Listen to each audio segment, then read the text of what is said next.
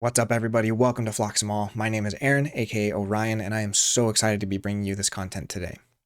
This video is the first installment of what I hope to be a very long series of strategy, tips, guides, and just general Keyforge knowledge that is geared towards new players coming into the game. The goal of this series is to give a foundation, a baseline of mechanical, keyword, and just strategic understanding that will allow them to read a new card that they've never seen before and understand how it's going to work in the game, in the current game state, without having to have seen every single card in the game.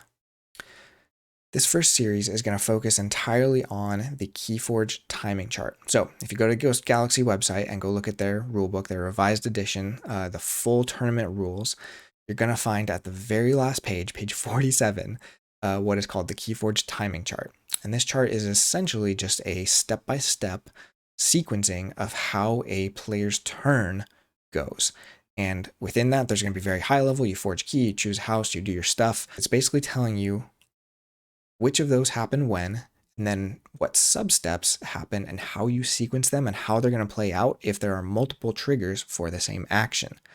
All right, so step one of your turn, and this is the exciting part, this is how you win games, is the forge a key step. You'll see it has 3 different sub-steps there, and the first one is fairly straightforward. Basically, the reality is you must forge a key at the start of your turn if you can. There are cards in the game that are just going to say, skip that step, or skip this step 1 of your turn. Cards like Miasma from Shadows that say your opponent skips the forge a key step on their turn, or cards that are more passive, but overarching that say like your opponent just cannot forge keys unless some other condition is met. Usually it's destroying the creature artifact that is giving you that passive effect. But this first sub-step is just asking, is there an effect like that in play, or that was activated by an action card on your opponent's last turn? If so, skip the rest of your forge key step. If not, move down to step 2. Step 2 is where you just get into the maths, and it starts with a very important phrase that says, if able. Another way of reading that is, you must if you can. Most of the time, that's what you want to do anyways, right? Forging keys is the way you win the game, but this does mean that if you have a lot more Aember than what is needed, than the 6 needed to forge a key, and your opponent has ways of taxing you, they can tax you and force you to pay more for a key than you'd otherwise want to. And that also includes using Aember from any source that you have. Most of the time, you're only going to have Aember in your pool, but there are cards that are going to let you use Aember from creatures, from artifacts, or other things that just count towards your Aember total. And they're also going to be the positive and negatives of taxing and key cost reduction that are going to factor into this. So step 2, for the most part, 1 is a must. If you can, you have to. And 2, you just got to do the math. Step 3 is basically going to be some passive triggers that are going to happen on the board. Usually they're just one-time effects. When you forge a key, do this to the board, move on. Pretty simple, but again, one of those things that as you're looking at the board state and considering whether you want to allow your opponent to forge, sometimes you do have to make that choice. Taking these after you forge a key triggers into consideration is going to be very important. That's step 1 of the timing chart. It's pretty straightforward. The biggest, kind of most complex one is going to be that middle one where you're doing all the math. We're going to look at a couple examples now just to kind of get you familiar with mechanically and sort of looking at a board state. How is this all going to go? What is it going to look like to do the physical motions of this? And what does it look like to forge a key? Because again, that's how you win the game. So let's get into those. Super simple board state here to start with. We've got some creatures on the board that are not affecting any key cost. We have 6 Aember. Start of my turn, I'm going to spend all 6 Aember, so this Aember all leaves my pool and goes to the common supply. Then we're going to flip a key. That's forging a key. You do that 3 times in a game, you win. Now, to make this game interesting, there are cards that affect what I just did. So let's look at a couple of those. So first we're going to look at opponents' cards that could affect our key cost. The first one is going to be a Grabber Jammer. I'll go ahead and put it this way. So Grabber Jammer, its first text on there just says your opponent's keys cost +1 Aember. So, start of my turn, Grabber Jammer is on my opponent's side of the board. My keys now cost 7. This is a passive effect. It's just sitting there until Grabber Jammer goes away. I'm at 6, so I don't forge because I do not have enough Aember to forge. Now, let's look at a second card that my opponent played, and that is Titan Mechanic. Titan Mechanic says while it is on a flank, keys cost -1. Unlike Grabber Jammer, Titan Mechanic is actually a symmetric effect. This is affecting both players, which is where this situation might happen. If my opponent wants to try and forge key at 5 cost, they might put this on a flank. But in doing so, they have basically negated the effect of Grabber Jammer on my key cost. So now keys are +1, so 7, and then -1 to 6. Therefore, I have enough to forge again. So those are some of the things that you're going to be looking at just as far as what your opponent is doing. And there's also going to be some passive effects that might affect this, or actions taken by your opponent, either activating an artifact like Lash of Broken Dreams, or an action card like Evil Eye. All right, so let's look at what is going to affect our opponent's Aember total. Because right now, they're at -1 because of the Titan Engineer, or the Titan Mechanic, kind of causing this symmetric effect on both of our key costs. Grabber Jammer is only affecting me. So basically, they're getting a benefit. I'm not getting a downside, but I'm also not getting the benefit. So if I want to also affect my opponent's creatures, let's take a look at Faust. Faust says your opponent's keys cost +1 for each friendly creature with Aember on it. So let's say it's my turn. I'm going to play Faust from hand. It says play, you may exalt a friendly creature. Exalting just means you place an Aember from the common supply on that creature. I'm going to go ahead and do that. Now, I have 1 Aember on Faust, so its effect is triggered. It doesn't matter how much Aember is on Faust, as long as there's Aember on it, or on any of my friendly creatures, each creature that has Aember on it counts as +1 key cost to my opponent. So, all things being equal, now my opponent's key costs are also back up to 6. Titan Mechanic is making everything -1. This is making my key cost +1. This is making my opponent's keys cost +1. Let's do one more here just to kind of get as complicated as we can. Now I put this Titan Engineer. So you can see these two cards are very similar to each other. They're in different sets. One of them, when it's on a flank, reduces key cost. The other, when it's not on a flank, Titan Engineer, makes both players' keys cost +1. So this card is not on a flank, therefore both of our keys cost +1. Again, this is a symmetric effect where Faust and Grabber Jammer are basically only affecting our opponents. So if you're following along with the math, my key currently costs 7. Grabber Jammer is +1. Titan Mechanic is -1, so we're back to 6. Faust is not affecting my key. The Titan Engineer is making it +1. Now let's talk about spending Aember. So we just said my keys cost 7. I have this Aember on Faust. Something that a lot of new players are going to ask is, well, is that my Aember? I've captured it or I've exalted with it. Can I use that to forge a key? And the answer is no. Aember on your creatures, you should basically see as Aember that is temporarily not in my opponent's pool. If that creature leaves play for most any reason, that Aember is going to go back to your opponent unless there's another card that is kind of stopping that from happening.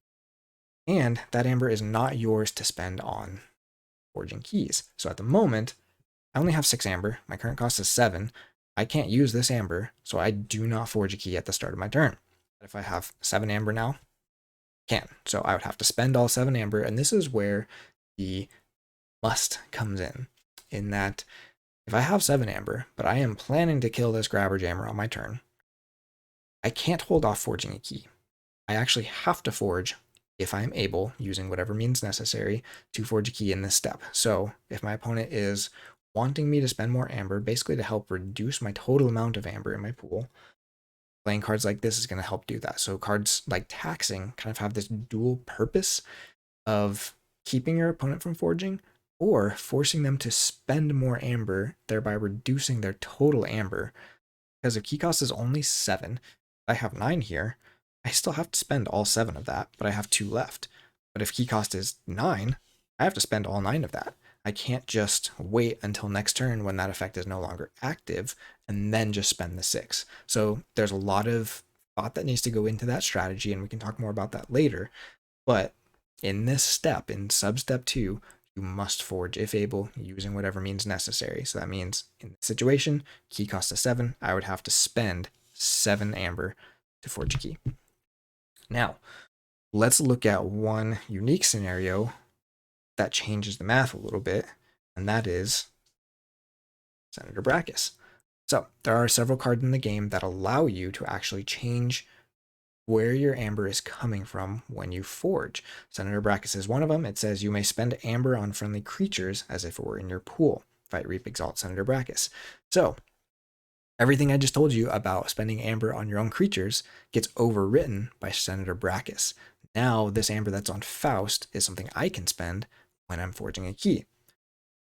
A very, very important side note to that is that there are other cards that are going to say the words spend Aember to do X. You can only use Aember from your pool for any of those other effects. So something that says spend Aember to play this card. I cannot spend the Aember on Faust, even with Senator Brachus on the board, to do that. Cards like Senator Brachus only apply when you are forging a key. So just a little side note there about kind of what Brachus, cards like Brachus mean, is they are always referring to forging a key when they're saying you may spend Aember from X other plays. There's some artifacts that do that. There's some other cards that kind of allow you. There's even the new token Amberling that you can actually spend a creature as if it were Aember in your pool. But all that aside, you're still just doing math. And so now let's take a look at the board state again. We've got still at 7 key costs. He hasn't changed key cost at all. But now I have 9 Aember. I can decide if I want to spend this Aember or not. Pros and cons of that are if my opponent kills this next turn, they're going to get that Aember. So if I want to keep my opponent from getting that Aember, it might be worth it to spend it with Brachus and then spend 7 total. So the way that works, you just saw, I take the Aember from Faust, combine it with the rest of the Aember I need to forge a key. It's currently 7, and that all goes to the common supply. And then I forge the key.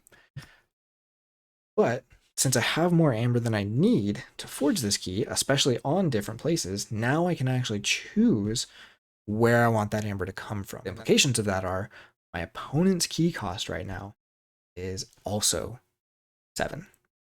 And if I take this off, I am actually reducing their key cost because of Faust's ability down to 6.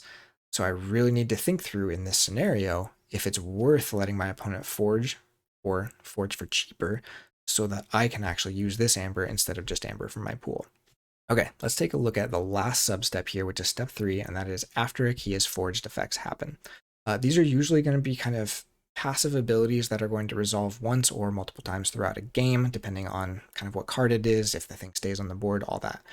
They're pretty straightforward. They're either going to say when your opponent forges a key or when you forge a key, X happens. Let's go ahead and look at one example. Again, the point of looking at these is more so that you can make a more informed choice of whether or not you want your opponent to forge a key on their next turn.